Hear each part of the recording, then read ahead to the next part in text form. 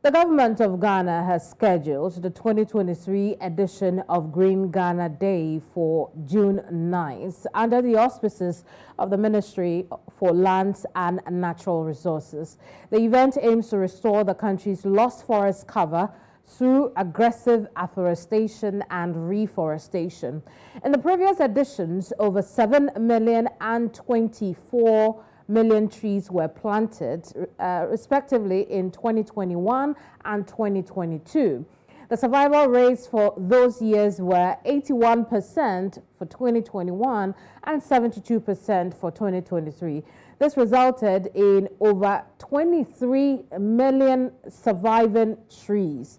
Now, this year's theme is Our Forests, Our Health, emphasizing the importance of forests in our lives. The target for this year is to plant 10 million trees with resources dedicated to nurturing the existing trees. Seedlings will be available for collection on the Green Ghana Day. The government of Ghana has earmarked some 2.5 million cedis for this exercise. Today on The Square, we ask how can this transform the country's rapidly depreciating forest reserves. And we're also talking to one young person who's doing a lot when it comes to conservation and climate change. So let's head to Ghana now and speak to Emmanuel Nyako. He's a conservationist and climate change activist. He's joining us from Akokwaso in the eastern region of Ghana. A little later, we'll talk about the security angle of deforestation in Ghana. Where we'll talk to Adib Sani, who is a security and foreign policy analyst, also joining us from Accra, Ghana. Gentlemen, you're welcome to The Square. Thank you. Indeed. Thank you very much. Adib, I'm going to have you hang on a little while we have a little, chit-chat with Emmanuel first, and then we'll come to you and talk about what there is to take note of when it comes to security and deforestation. Emmanuel, thank you so much for agreeing to speak to us here on The Square. First, let me start by saying that I see you're really young and you're spending a lot of your time on conservation of our vegetation and forests. Thank you so much for doing that. But what does a day like this mean to you, a conservationist? All right. So, as a young person, starting my education where I come from. Where I am right now it's kind of a village, right? So we see more of the forest and things like that. And I'm someone who have really experienced deforestation in our part of the town. And so, a day like this, it's really very interesting to see that Ghana has really thought of this and really this started in 2020, right? But I think it's something that is going to go on and go on. So I'm really happy that a day like this is coming. Absolutely. I'm interested in that experience when you say that you have experienced deforestation a lot. Talk to us about that. Okay, so in where I come from, illegal mining is on the rise, and so there was even a time where we had to sell some of our lands to these miners because we needed to get money for me to further my education. And so when you go to our forest zones around, you can see that most of these forest covers are being depleted. And so it's something that I've experienced myself. Yeah, so that's what I can say about that. I see. Now, I want to talk about, well, you say that, well, because you had a tough beginning, you had to sell your land, which was then depreciated so they could get to the bottom of the earth for the minerals there. But what pushed you really to get into, advocacy for the environment?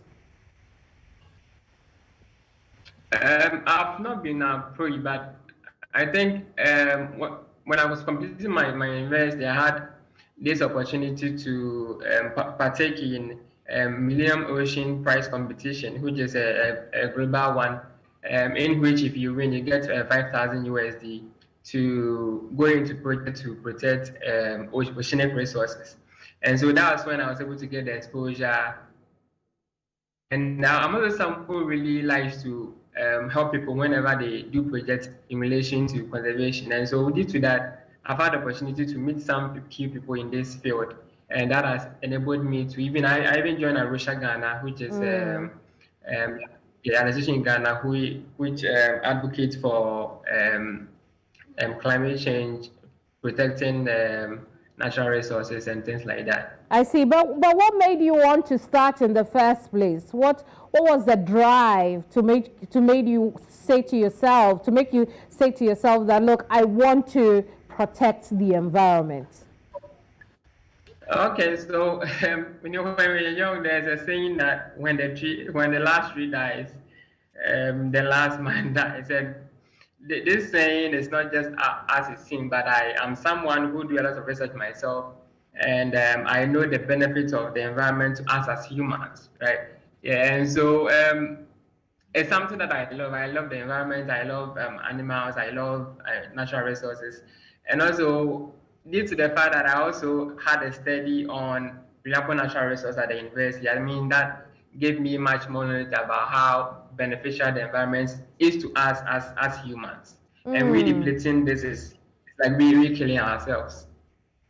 Amazing. Now you tell us that you've had quite a number of exposure, or an appreciable amount of exposure. Talk to us about how you are applying that in your community. What are you doing for the people of Kumasi so that they can preserve their forest reserves? All right. So I think last 2 years, I mean, when I was competing in university, I took it upon myself to go into secondary schools. I mean, in our local setting. I mean, not those in the cities, but in the rural areas, to talk to them about the environment, about natural resources. And so I don't know, you can't really see the shirt I'm wearing, but this is saving our mangroves. So I was going around talking to people, I mean, those in the SHS and also in our communities, about the importance of mangrove species, the importance of planting trees, and the importance of conserving natural resources, not just forest, but also water resources. I see. So that's what I've been doing. Let's talk about the importance of doing that, preserving the environment, preserving the forest, planting the trees, preserving the water bodies. What do you tell them when it comes to why they should be doing that? Okay, so I would like to tune this a bit to this year's theme, which is Our Forest, Our Health. Yeah, so forest and trees have contributed both directly and indirectly to human health. I mean, either through medicinal provisions or food. Yeah, so I think when it comes to Ghana, about 67% of Ghanaians depend directly on medicinal plants, from forests and also from trees, right? But when we talk about forests, Ghanaians, we are not quite fortunate enough that, I mean, most of us are in the rural settings, and so when you think of forests, you think about just the the timber and non-timber product that we get, the wood and all those things. But we don't know that these forest products also can improve our health. You get it. And so I think when you take the forest, the water, all these things come together to help prevent climate change when you're able to, I mean, preserve them. But it's unfortunate as I see that people are not really educated when it comes to that, and you don't blame them because most of us find ourselves in the rural areas where less education is being done on these things. I see. So let me pick your thoughts on this then. What do you think about the annual planting of trees being embarked on by the government? Is that the solution to a problem? It's not the exact solution, but it's part of the solutions. I mean, I was impressed with the survival rate, because I think it was 81% last year, and I think around 71 or 78, 72% last year. and 81% in 2021. So the most important thing is that we're able to maintain them, because if you plant these trees then they are not able to, grow to where you want them to be, and we still continue on the illegal mining, the illegal logging, the deforestation, land tenure issues and all those things, then I don't think we'll go for it. So I think that despite the fact that we are growing these trees, I will also say that we have to also look at the causes of this degradation, right? So if you're able to combat those things, then I think then the planting will be beneficial. But if not, then we just go back to square one.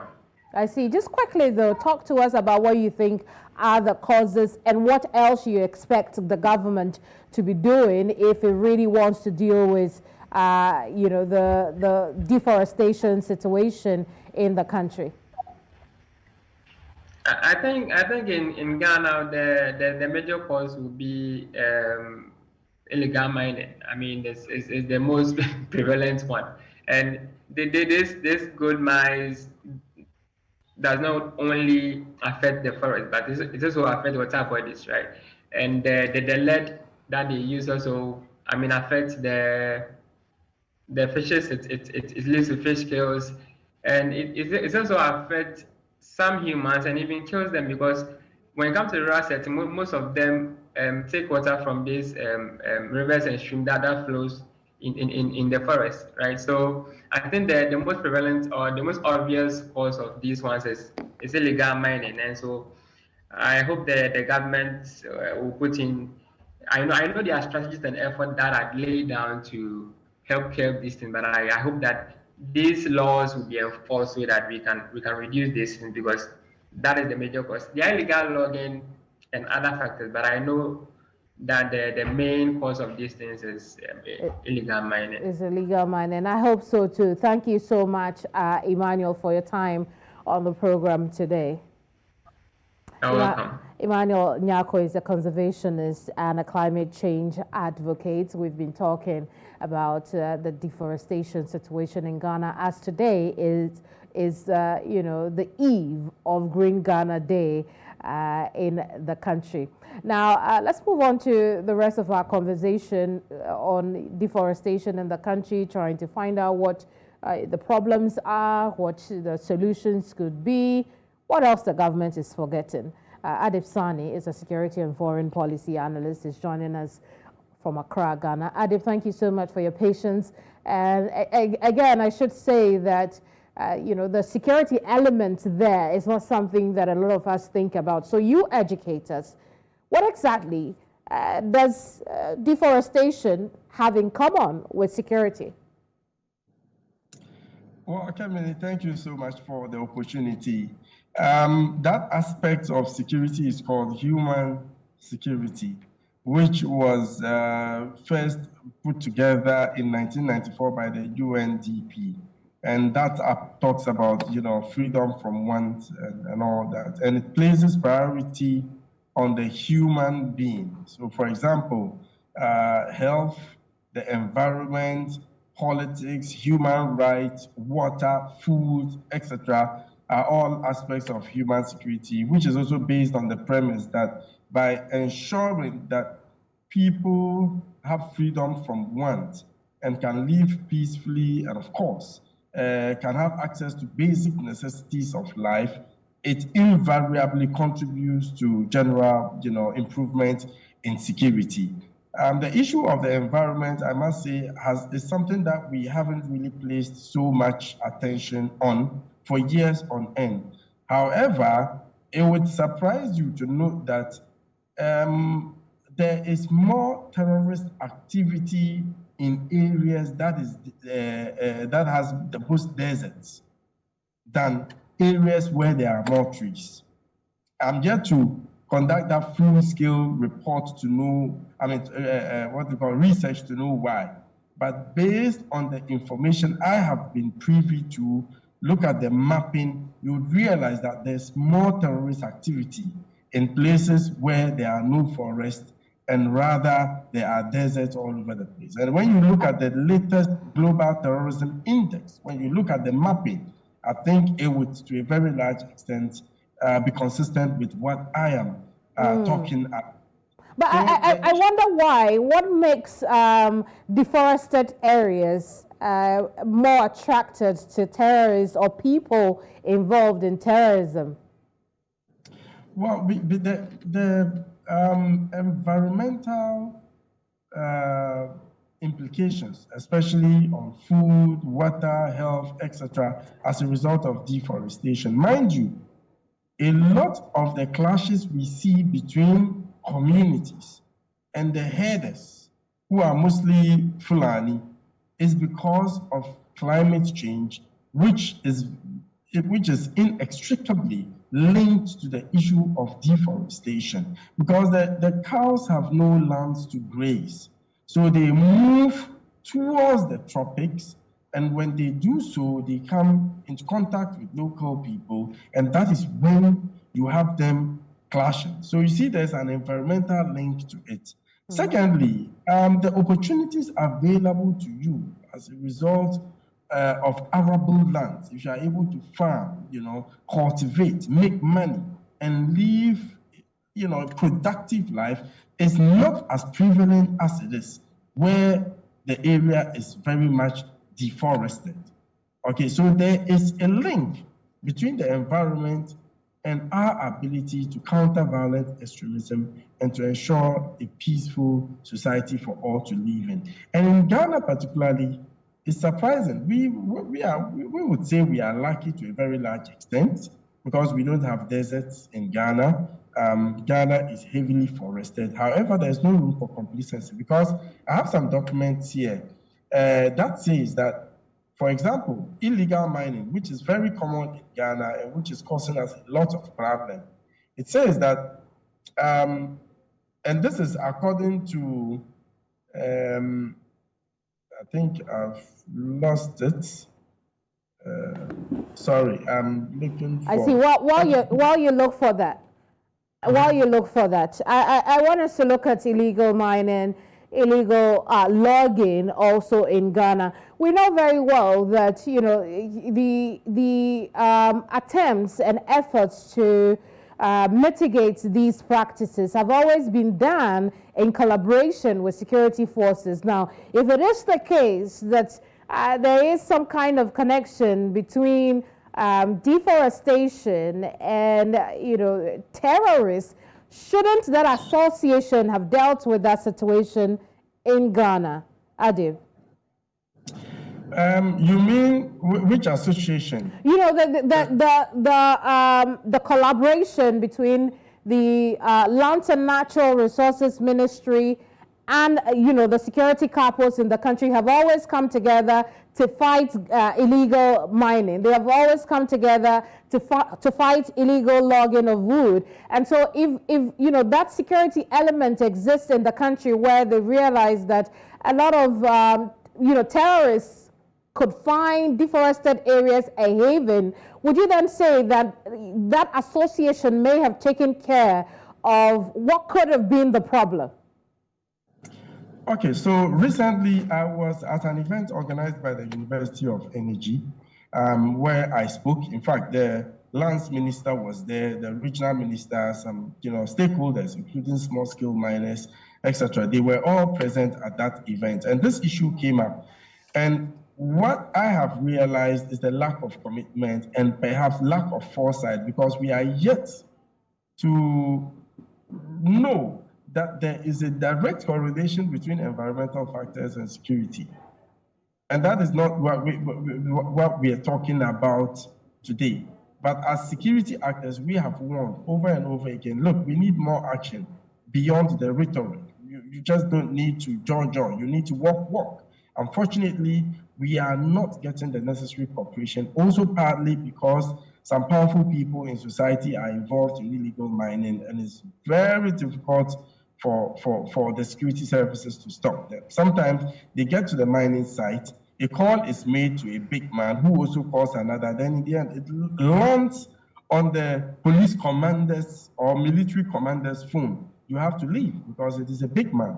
To the extent that a soldier told me that if politicians wash their hands off, take their hands off this fight against illegal mining and all that, they will be able to stop it within 24 hours. Unfortunately, we still have to contend with it as a country because there is no commitment whatsoever. And the statistics are there, and it's quite worrying.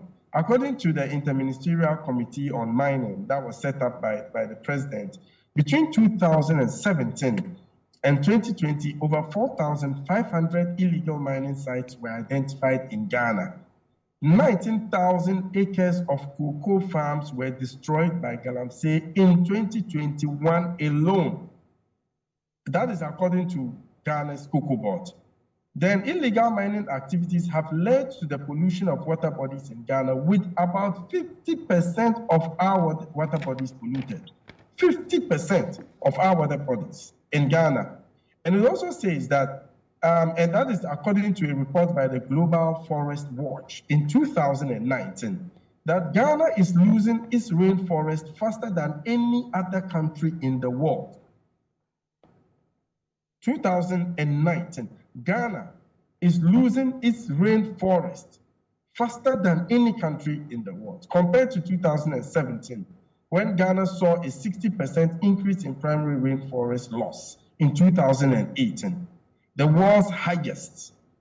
And the causes are many, but illegal and artisanal small-scale mining is a significant theme. And let me also add that about 55,000 hectares of forest cover in Ghana has been destroyed because of illegal mining. So it is really a worrying situation. That is why I think government is coming out with this initiative. But I don't think it's enough, because when we keep destroying and replenishing, it's not going to cover up. Okay, we need to stop the destruction, then perhaps replenish those that have been destroyed, and hopefully we can make it up. Indeed, when we come back, I want us to look at some of the ways that they could prevent the destruction in the first place, because we know that this administration has talked so much the last 6 years or 7 years that has been in office about taking on the fight against illegal mining, which we have identified here as the biggest driver of deforestation in Ghana. So when we come back, let's talk about that.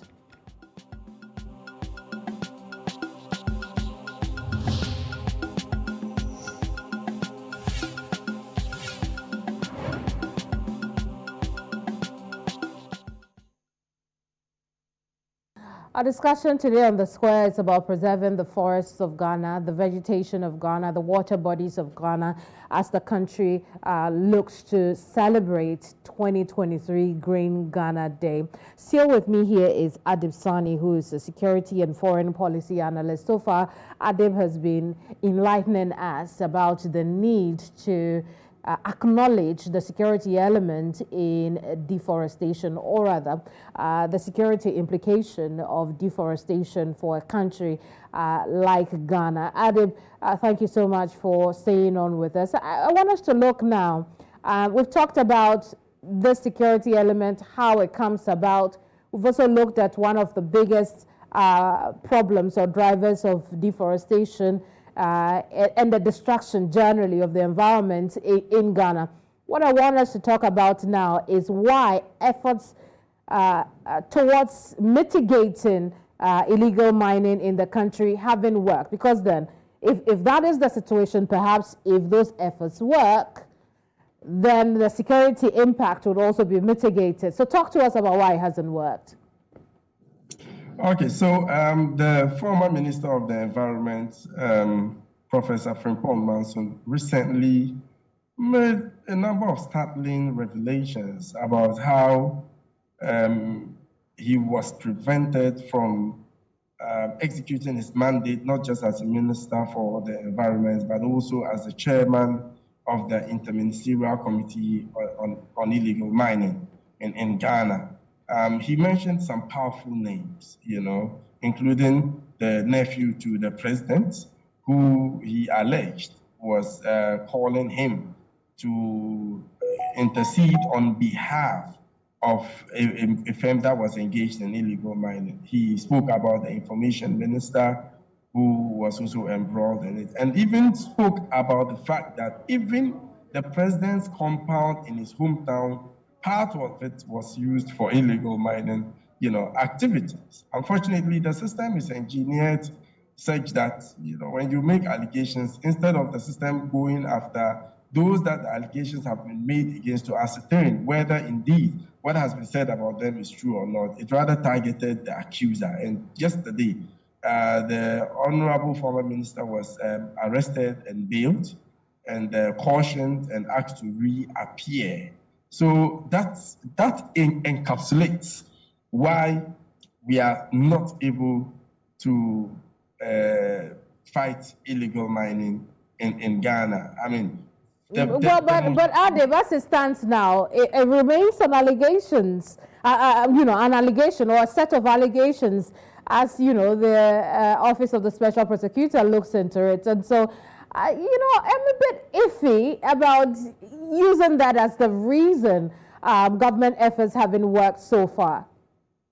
Because the thing is, there is no commitment because the most powerful people are involved. The most powerful politicians have mining concessions. And by the way, the fact that you have the documents, the concession doesn't mean you are necessarily doing things legally. Okay, you can have the documents, yet you engage in certain mining practices that is detrimental to the environment, and that, of course, is tantamount to illegal mining. And that's exactly, what is happening here. And the thing is, even when you look at the forest situation, illegal logging, etc., very sophisticated network of organized criminals are also involved. Indeed, the late Sir John, who is the boss of the Forestry Commission in Ghana, after he died, a lot of revelations came about. He being the man in charge of protecting the forest was rather doing things that were detrimental to the forest.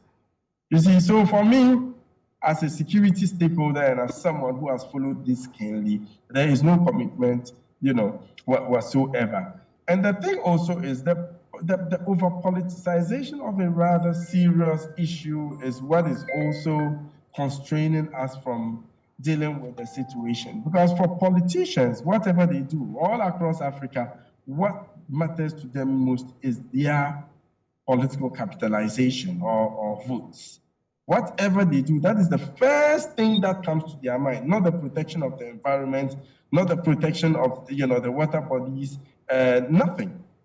The first thing that comes to their mind is the votes. And the problem is when they go out there to the mining communities, the people threaten them. If you stop us, we will not vote for you. And that is what politicians hate to hear.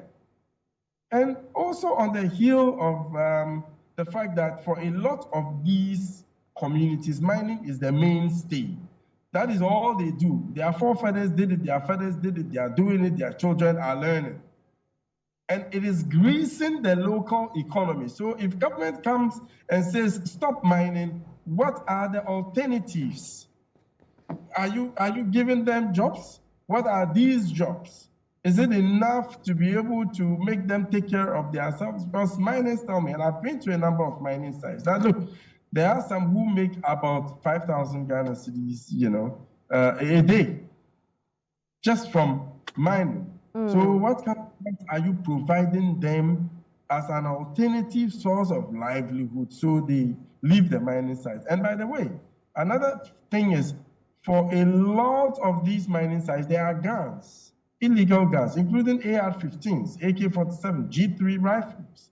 So if we are asking them to stop, what happens to these weapons? So I think government has to be pragmatic, they have to be strategic, and there's the need for a broader stakeholder consultation, for example, with civil society, so we are able to come out with ways to mitigate the situation. Other than that, and from my perspective, I think it's much more of jaw rather than walk.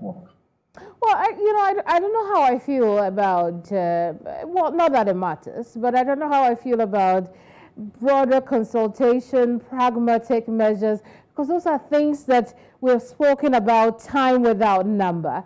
You know, the Ghanaian people are aware at this point that the illegal mining, the illegal logging is destroying the environment. Now, government is not doing its bit. How about the people? What can the people themselves also do? Okay, so apart from politicians being involved, chiefs are involved.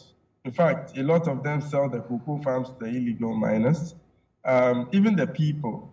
And from the research I've gathered, in recent times, I've come to a certain realization that the miners enjoy some level of community cover. So there's certainly community complicity to a very large extent. They protect the miners because they have the money. Landlords are able to give out their accommodation at exorbitant rates. Hotels are doing well. Food sellers are doing well because of these illegal miners. Before the military or the police get to the illegal mining sites, they get information. They have a lot of informants around who give them the information. So you get there, you don't meet anyone. I see. Now, Emmanuel, I realize is still here with us. Emmanuel, you've been working amongst the people who are close to the earth's minerals and, the very flourishing commodities for the Ghanaian economy. Talk to us about how or what role the people also play in this entire deforestation conversation, this entire illegal mining conversation, and what they could be doing differently to preserve their own lives to start with. I think I don't even know the name, but as he was saying, I agree with whatever he said. The people, there's not enough jobs in the country, and so that is what most of them depend on. And most of them don't really care about they don't really care about the aftermath of all that, because all that they know is when they go there, they get money from it. And so, and also, as I said, if there are lots of jobs in these communities, right, and these people are being educated on it, I think as he said, the chiefs who are the ones that talk to these people for them to understand and also hear are in some way involved in this.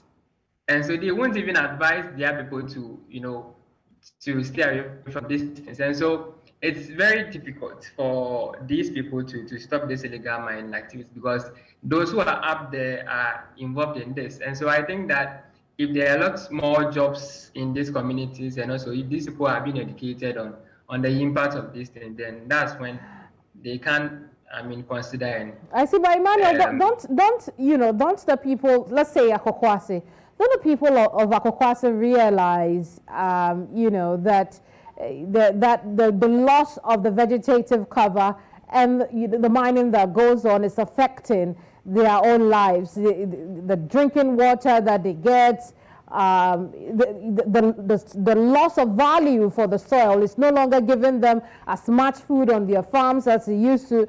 Don't they see all that? All right, so I did this research with one colleague in a town called Shekwa, is around where I am currently. And those people sold their lands to the miners.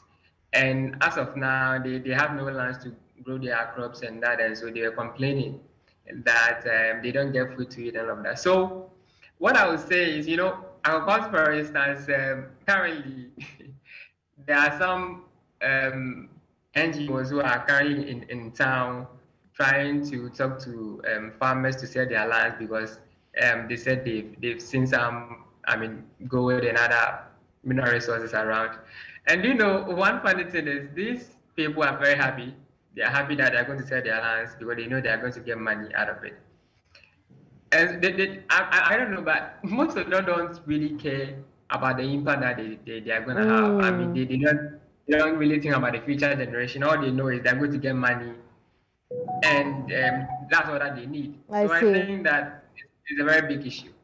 Absolutely, and I agree with you, but it brings me to you, Adib. There's one thing you spoke about, the clashes that we have seen over and over again between locals and, cattle headers in Ghana. You have identified that one of the reasons they keep clashing with these farmers on their lands is because they're losing the forest cover, the vegetative cover that it could have fed their cattle with. Talk to us about how this could be nipped in the bud right now.